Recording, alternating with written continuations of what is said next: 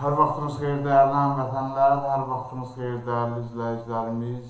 Bugün 4-cü gün, hər zaman olduğu kimi vaxt, zaman dəyişmir bizim üçün.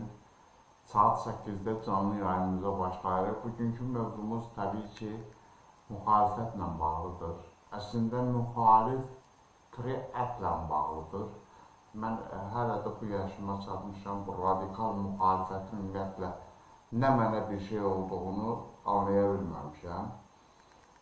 Ona görə anlaya bilməmişəm ki, dünyanın heç bir yerində hakimiyyət elə belə, yəni pay şəklində digər bir hakimiyyətə ötürülmür. Hakimiyyətə gəlmək istəyən qüvvət təbii ki, əziyyət çəkməlidir və xalqı öz arxasınca aparacaq bir qüvvəyə çevrilməlidir. Əfsuslar olsun ki, bunu biz hələ görmürük. Bir qism qərbə, bir qism şimala, bir qism hakimiyyətin qucağında oturub müxalifətdə olup hakimiyyətdən qoparmağı daha üstün sayır. Və buna görə də biz elə başlığımızı bunu seçdik. Ölkə müxalifəti hakimiyyətə gəlməkdənsə elə müxalifətdən nəyisə qoparmağa daha üstün sayır.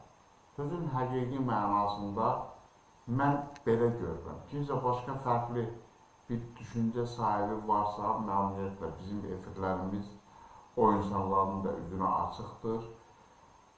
İstənilən zaman, yəni siyasi polemikaya girərək bu məsələni müzakirə edə bilərik.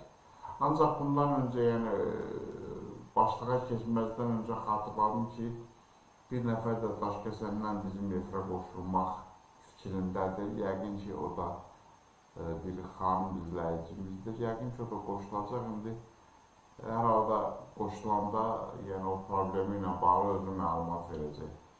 Dəyərli dostlar və əziz izləyicilərimiz, bugün mənim mövzum müxalifətlə bağlıdır. Müxalif ətçiliklə və ya müxalifçiliklə bağlıdır.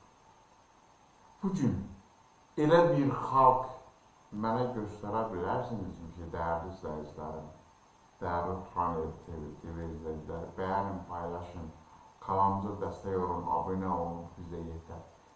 Elə bir bizim kimi zəlil millət, elə bir bizim kimi bədbəxt millət, elə bir bizim kimi əzilmiş, əzilən və bundan sonra da əziləcək bir millət göstərə bilərsinizmi ki, elə